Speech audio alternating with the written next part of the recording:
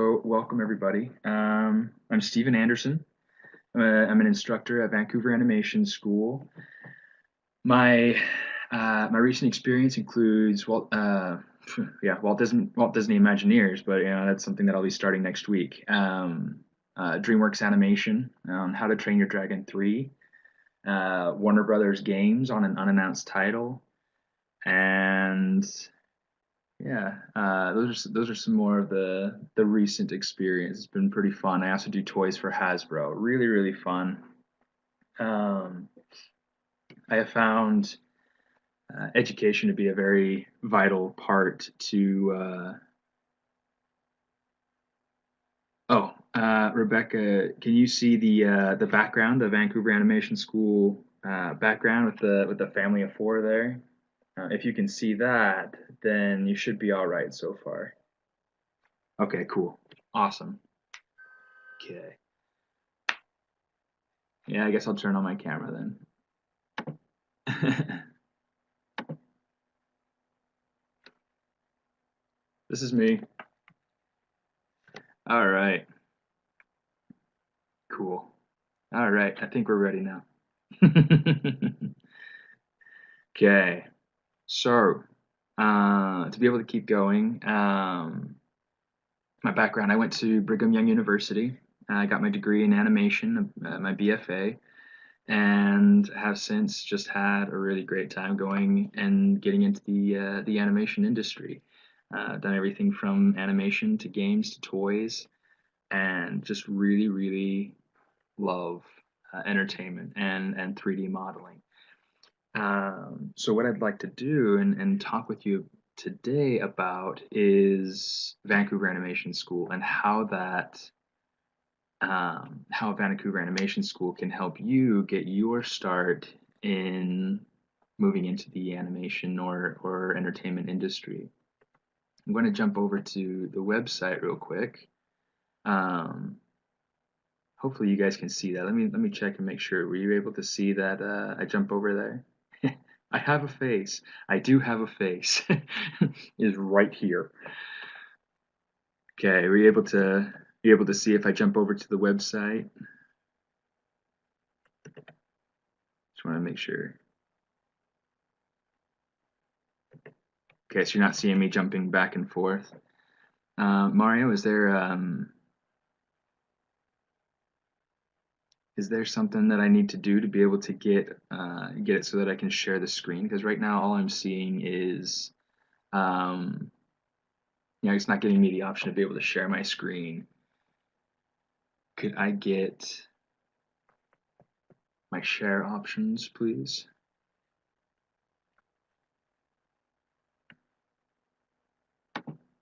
Thanks, Mario.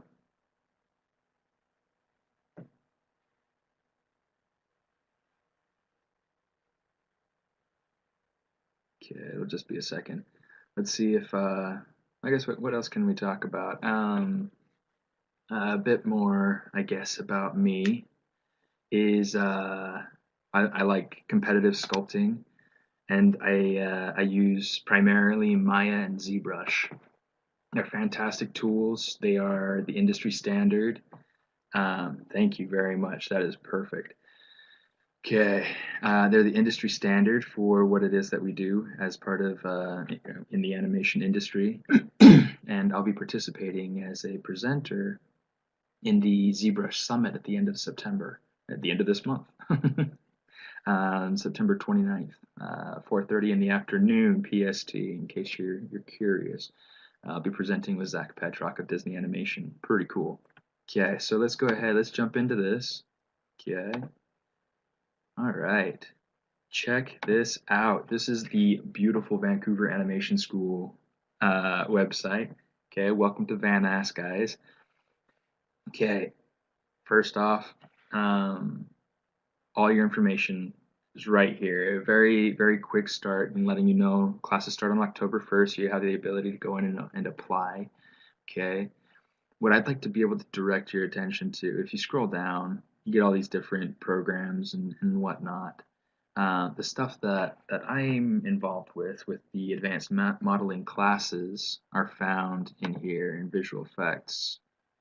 You come in here, you get digital map painting, really cool stuff. Really helpful to be able to know, and you have to be something of uh, a generalist to be able to do this. You know, you get to use 3D modeling, you get to be able to use Photoshop and things like that to be able to create really cool background images. Really sweet stuff. Effects, animation, okay, and then advanced modeling. Okay, now the great thing about the advanced modeling course is that it goes through and gives you in-depth exposure to some neat courses dealing with things like character, creature, props, environments, but also organic and hard surface modeling, which is a really fantastic things to get exposed to. There are two different types of programs with this. Um, there's this introduction sort of certificate program, okay? Um, goes through, there's this online certificate, 4 weeks, okay? There's no portfolio required. Oftentimes what will happen is that you have to take the introduction or that introductory certificate to be able to get into the advanced program. Um, and so this is, let's go through and just kind of scroll through this a little bit. Okay, there's a little bit of a video right here to be able to talk about kind of how the program works. It'll give you a little bit more information. It's only 3 minutes long, so I recommend going through and watching that. Okay, bit of a countdown. It's like Christmas, guys. Okay, now this is cool. Okay, first off, beautiful piece. Okay, this is a really good kind of benchmark idea of what you wanna work toward. It's really neat. The program is designed to enable aspiring effects animators to learn the process of creating technical effects. Through a series of assignments, students will learn how to apply correct workflow methods in their own models. Students will learn the process of transitioning from photographic and video reference to simulating final finished technical effects. This is actually kind of looks like it's coming over more from the visual effects stuff. Um, but this is kind of this middle paragraph right here.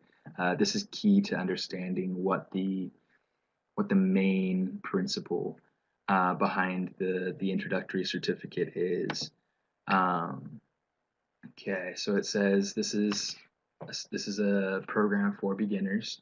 Okay, aspiring 3D modelers, people who like to sculpt and paint, who want to get better grasp on the technical side of things, on the tools, be able to get uh, a better foundation to move into the full program. Um, Not our target students. You know, it talks about people wanting to get a general education. This is a specialized entertainment school, a school focused on the arts, specifically animation and the related arts. So, I mean, if you're looking for math and science and English, it's all very applicable here, um, but very much more focused on actually creating the art and actually learning how to apply it in an artistic sense. Okay. Um, Here's a little bit of an outline to be able to break down the program, be able to break down your certificate here. So you go through and you start learning about using Maya, being able to build segmented characters. Okay, I think really just diving into basics, diving into how you use the tool rather than all these advanced methods and tricks and techniques. Um, but then by week 4, you're diving into more a solid character. And I want to show you real quick a little bit about. Oh, let me see. I got to make sure I cover my notes. Yeah, I guess it's really good to point out that the school is fully accredited. Okay, so if you go here, this is something where you get a certificate that's actually backed and supported by the government. So it's a big deal. The professors, all the instructors, they are industry professionals. Myself recently for DreamWorks, currently for Disney Imagineering, other places. I know that Many of the other instructors have had industry experience through Disney animation or through other animation studios all around the world. It's really nice, really nice. Um, a lot of the things that you're going to need, especially for this program. Okay, let's go back. We'll come back over here. The 1 year program. What's really important, you'll need to have a good internet connection to be able to do the class time sessions. What we do a lot is we do through Adobe Connect, like what you're using right now, to be able to connect and to be able to share screens, to be able to chat, to be able to do feedback sessions, to be able to do demos and to do even just do brainstorming research sessions together. It's a really effective way to be able to do the class work. You also need, for this particular course, you'll need Maya through the school. Well, not through the school, but because you're a student, you'll be able to go onto students.autodesk.com. In fact, let's come over to it. You can go to students.autodesk.com and you can get your free software. Okay, so this is a really fantastic way to be able to get a free student license of Maya for 3 years. And this gives you all the tools you need to be able to effectively carry out all of your homework, all of your assignments, and be able to work on your own personal portfolio work too. So really, really great. Obviously, you need a computer to be able to run that. Your computer for Maya needs to have a decent enough graphics card. I assume many of you probably have some sort of gaming laptop or gaming computer. Those work fantastically. Those do great. Having a decent amount of RAM is also good. Having over 12 gigabytes of RAM is best. Having over 16 is even better. But you need to have like a minimum of maybe 4. So I mean, you don't need something super high end to be able to run the software, but it's definitely recommended to have 8, 16 or more gigabytes of RAM, decent graphics card, things like that. You'll need a webcam. It's good to have headset mic. This is just a simple from Apple, earbuds, microphone, headset deal here. It's really, really simple to use. The quality is not too bad. It's pretty nice, and it allows me to be able to hear without getting any kind of weird reverberation feedback. But yeah, so that's get Maya. One of the other things that I use, and something that we've been using in the current class that I'm teaching right now, is ZBrush. I'll show you a little bit on that, but mostly we'll stick to like Maya today. ZBrush is huge industry standard software in anywhere you go. Everybody uses ZBrush. So between those two, Maya and ZBrush, you're pretty much set for everything. Okay. Yeah, so to be able to get into the Advanced Modeling Diploma program, okay, the 1 year program, okay, it's a 12 months, okay, online diploma, portfolio is required. Your portfolio is, either you can get accepted through a portfolio submission or through that preliminary certificate program, okay, that 4-week program. And so the idea is through that 4-week program to build your portfolio, to be able to submit it to get accepted into the program. Yeah. Let's see.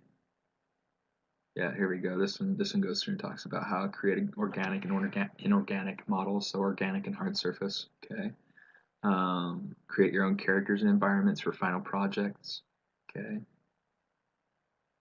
Aspiring 3D modelers, people that demonstrate problem-solving skills, like to sculpt create and have a wild imagination. Uh, that's important. The wild imagination part is the part that everybody gets in trouble for in grade school. Here it's encouraged. So yeah, there's the assessment test, age. Okay, you have to be a high school graduate with a transcript. Okay, so proof of graduation from high school or 19 years of age or older. Okay. Um, English proficiency.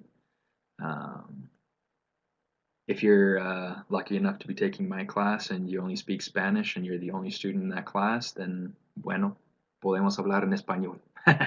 But really, it's encouraged English proficiency that you'll be able to communicate orally, be able to talk face to face over the phone or whatnot, and to be able to write and communicate both written and orally in English. Okay, it's a great skill to have everywhere, professionally as well. So it's a great thing to be encouraging that in school. Trying to see if there's anything else down here. Okay, the outline down here. Okay, this is really nice. Gives you a good insight to what it is that you can expect.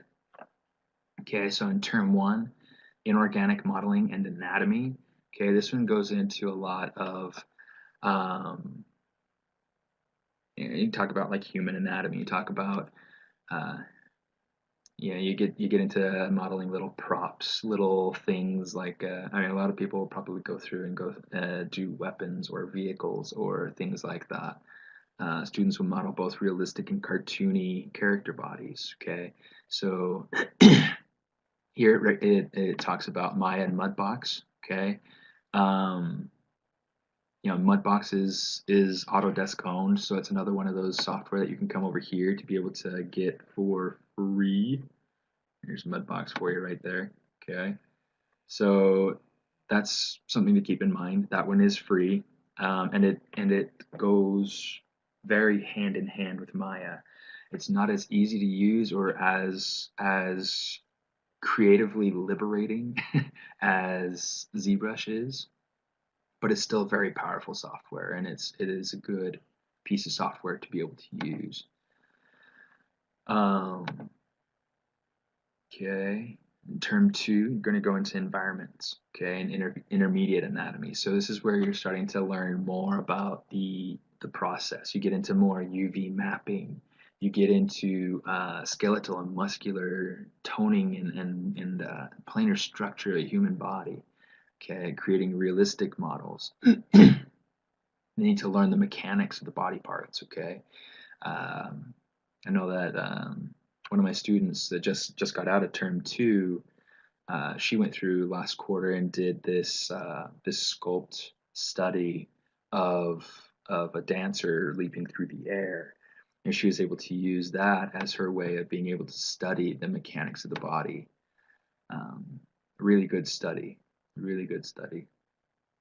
Advanced modeling and anatomy, animal anatomy. This is the one that we're working on right now.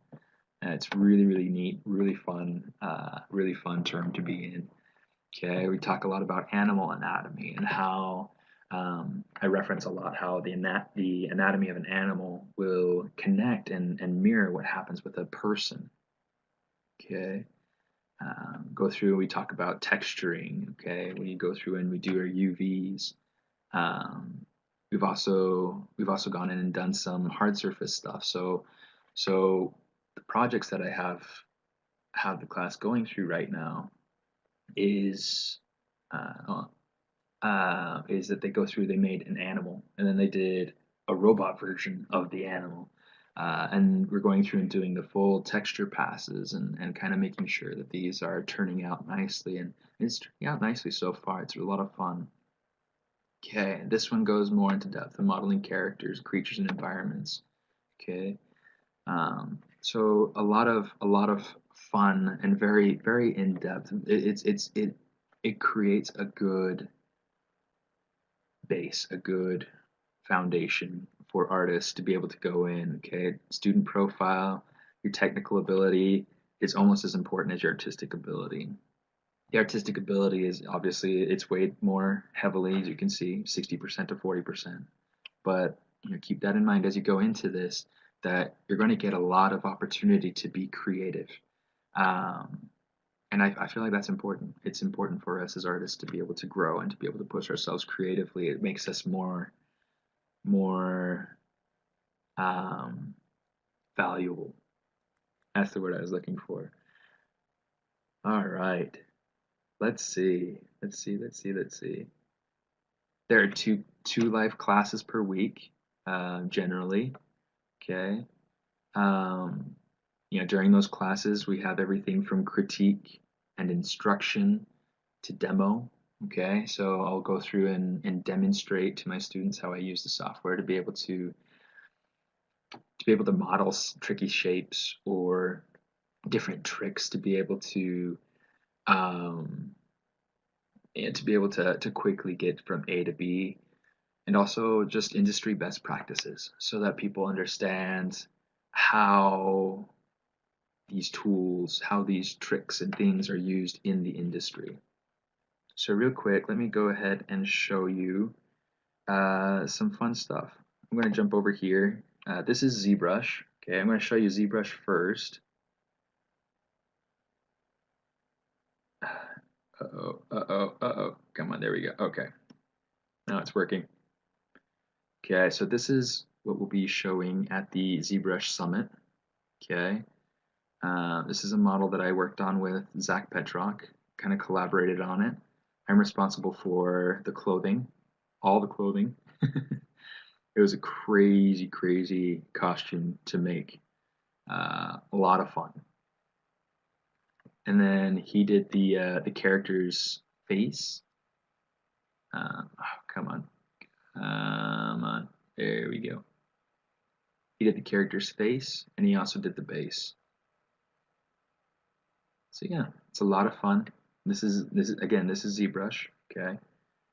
Here's a character that I started working on. I won't go too far down because he's not clothed, but this is one that I'm starting to work on for that same project, and this is one that I'm doing myself. A lot of fun. This is again ZBrush, but you start off with a mesh that you've created inside of Maya. So the programs go very hand in hand. Okay. Now real quick, let me jump over because I like Maya. Let's show you this a little bit. Okay. Here is a cat that I made. You can see I've got like all these the lines on the model. It's called topology. Okay. And it's kind of like, if you've ever seen a house be built, especially if you live in the States where they build houses like this and it's insane. They use lots of boards, like wooden boards. It looks kind of skeletal like this. And so after you build the framing, these lines, these edges, the computer knows where those faces, where these squares are supposed to go, and it fills it in, and you get this full model. Okay. So this is one that I did as a freelance project for a friend of mine that works at Blue Sky Studios. They're the ones that do Ice Age. Okay. So this was a fun project, really quick, quick project. It only took a few days. And it's kind of how the industry is. So part of the great thing about going to school is that you get exposure to trying to stay on top of assignments and moving quickly, and it conditions you for going into the industry. Oh, no, I didn't want that. I did want this. This is from How to Train Your Dragon. Okay. This is what's known as the Mead Hall. I don't need this. On the entrance, there are two big statues of Vikings. To show you just how big, there's Hiccup right here. This is the part that I'm responsible for, is going through and creating this head, this stoic head. And what they do is they give you a concept image to be able to work from. And you've got to go through and be as true to that image as possible. So one of the tricks and one of the one of the tricky things I had to really figure out was how to make a model look like stone. I mean, notice that like the topology, it doesn't flow very smoothly. It's kind of bumpy and windy and it's just weird. But when you look at it without the topology, it kind of starts to look like stone. Really, really helpful. So it's kind of like with this cat. This cat is very smooth. The topology flows in a way that's conductive to good deformation when it's animated. And if you get into the classes, we'll talk about how good topology is really important. How to create good topology. Okay. So yeah, again, really, really important when you get a concept.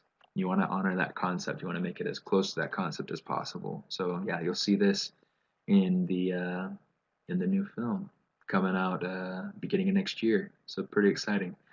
I wanted to show you another one. Sometimes you get all the crap assignments. This is a pile of dragon poop. I'm not responsible for the wheelbarrow. The wheelbarrow was modeled by a different artist. Okay. But I was responsible for the pile of poop inside of it. Sometimes you just get assigned different things, things that maybe aren't as exciting or aren't as glamorous, So it's just part of the deal, and it's fun. It's fun. Um, it's not something that's a big trouble. It's not something that I look at and it's like, "Oh, I don't want to do that. I mean, it's a pile of poop. I mean, how many people can get to say that? And then I get all the poop jokes after that. It's kind of funny. But so to be able to show you a little bit, let's say don't save. When you open up Maya, okay, just to be able to quickly show you the interface, kind of show you a couple of the tools, things like that. So this right here is your viewport, this big central window. When you open it up at the default, it'll look a little bit different than mine. It might have a gradient in the background, things like that. I like to take that out just because it's easier to see, it looks cleaner, things like that. But you have a grid, okay, and you'll see thick lines going through a lot of thin lines. The thick lines right in the middle, okay, that's called an origin point. The reason it's called an origin point is it's really kind of just a centralized point where everything location-wise is based. And it's also, think about origin stories with Batman or origin stories with Superman or, other, Spider-Man. Think about cool superheroes. They have an origin story. It's where they come from. It's where they started. So if we come over here, we have our mesh creation buttons at the very beginning of our poly modeling menu. If I click on one, it's going to start at the origin. It's going to generate it at the origin. Okay, it is birthed at the origin. Okay, its origin story. Okay, so we get all sorts of tools over here, things that we can do to it. Things for UVs, which allow us to be able to make texture maps. Okay, and then these are extra buttons that I added on there myself. Okay, now this is really cool. Over here on the left, we have tools to be able to manipulate. These are basic tools. Okay, so you have move. Okay, you'll see there's a manipulator on there now. Okay, this move you can move it up and down. Okay, rotate. It's kind of hard to see, but you can rotate. In fact, let's oops. Let's kind of zoom in a little bit. Okay, so you can rotate the ball around. Okay, or you can come in and you can scale, and you can scale at different directions. Oops. Okay, so different things like that. So now when I go through and I rotate, you can see a very obvious change. It's kind of funny. Anyway. Okay, so you get things like this. Okay, so by using a combination of different shapes, we can go in, we can create a cube. Okay, we can say, maybe I want it to be taller. make it taller, and now I've got an eye. But if I wanted to, I could put in a cylinder, and maybe if I make it thinner, taller, and if I move it out to the side, I've got to make it a lot taller. We can rotate it, okay.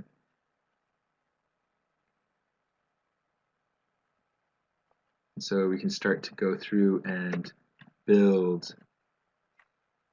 You can come over here too. This is the channel box. Okay, it's a really great way to be able to modify our shapes.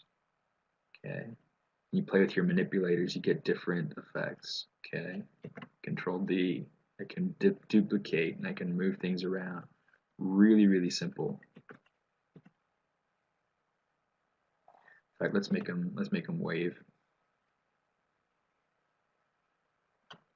There we go. You can go over here.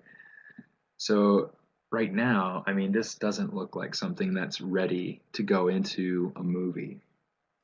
The way that we get these things to be able to look more like these other things, okay, to be able to have topology that's ready, we got to go through and we got to use these other tools, okay? There are a whole lot of other tools in here that we get to learn about, that we get to work with and play. So, and just to be able to show you quick, there's this it looks like a knife, like a little X-Acto knife, okay? So if I select that and I come over, shoot, object mode, okay, get that X-Acto knife, I can come over here and I can click points, okay.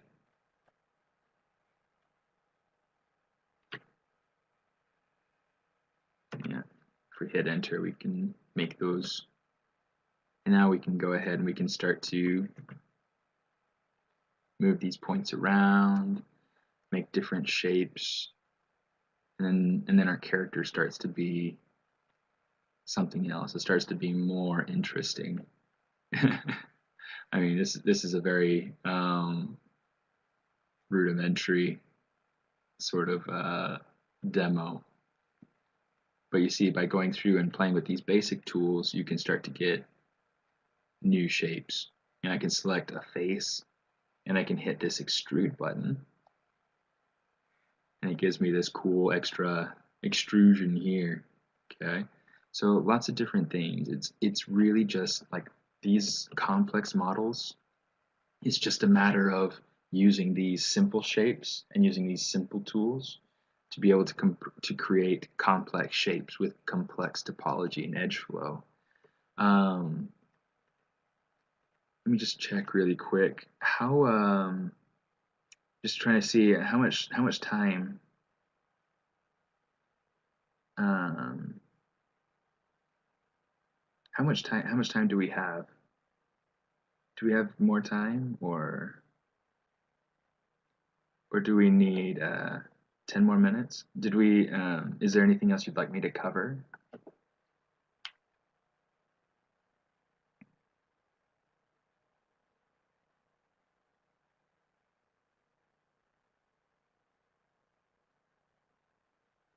Okay. Yeah, let's go into Q&A. It's okay if you're not good in English. It looks like you're starting to get the hang of it. English is really tricky. Tips for making better topology. A lot of it comes from studying. A lot of it, I mean, it's really kind of I feel like, but one of the things you got to think about, one of the things that we study a lot as modelers is we study about like the muscle groups. We think about the ways that things are going to stretch. So like spaces around the mouth, you get topology going around the mouth, or you get topology going up and down your cheeks, and side to side. And you want to think about as something is animating, how is that needing to move? So if I have edges coming up and down along my shoulder, it's going to be able to move together. But if you have topology going in any kind of way that's messy, your deformation is going to be messy. It's going to be not predictable.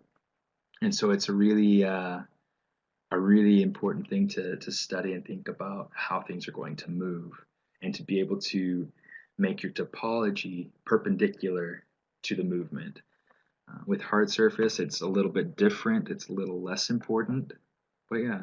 Um,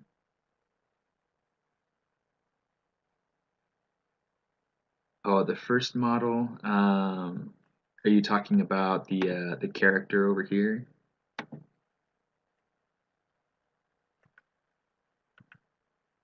This is what the character looks like, not posed. So the character, not posed. The character posed took maybe, well, I mean, it's all done in free time in my spare time. So, it took a while. It took a long time. And sometimes models will take a long time. It'll take you sometimes 2 or 3 months. But again, this is something that I was working on maybe 2 or 3 hours a week. So if I had been working on this full time, it would have taken me maybe a week or two if I were working on it full time. And there are a bunch of things that would have turned out differently too. So, more detail or different detail or whatnot. The cat took me about a week of spare time.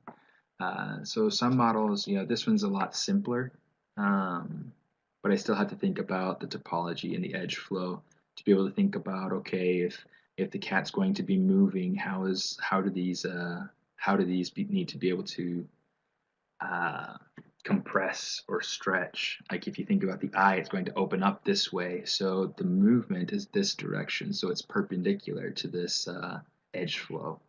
Okay, so those are just the things that I think about. This model took me all of maybe, I don't know, 30 seconds.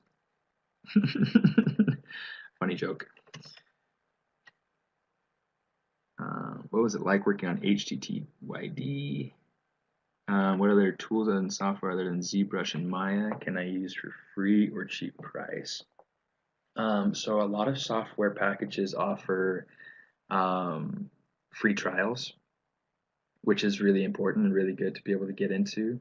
The nice thing about ZBrush is that once you buy it, it's free forever. So like all the upgrades, they're all going to be free for you. So it's a good thing.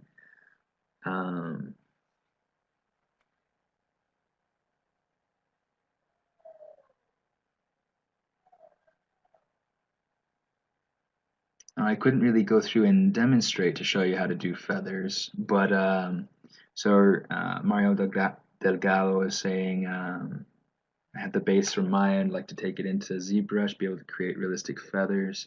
There's some things online that you could go through and find. So try going through and looking up feathers in ZBrush or something like that. You model in Maya. Do you usually model from cubes or do you also use cylinders? I most often use cubes. I'll start from a cube, and the reason is that it starts off with a really simple and quick edge flow that's clean, and once I smooth it, it turns into a cube, into a sphere that has nice clean edge flow. So yeah.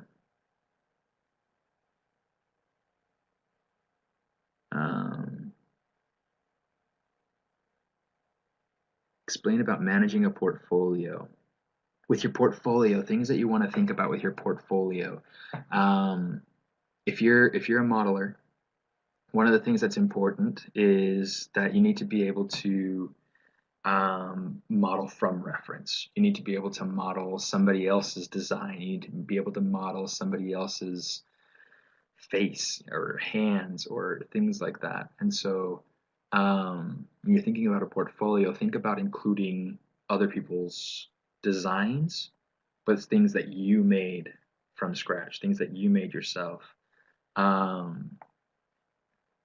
good, 5 more minutes. Okay, sweet. But then when you're creating your portfolio, you don't want to put quantity in there. It's good to be able to do a lot of work. It's better to do good work. So nobody cares that you have 300 models of a character. They do care that you have, even just 3 or 4 really good models. So when you're going through and creating a portfolio, think about what your best work is and only put that in there. Okay. Um, let's see.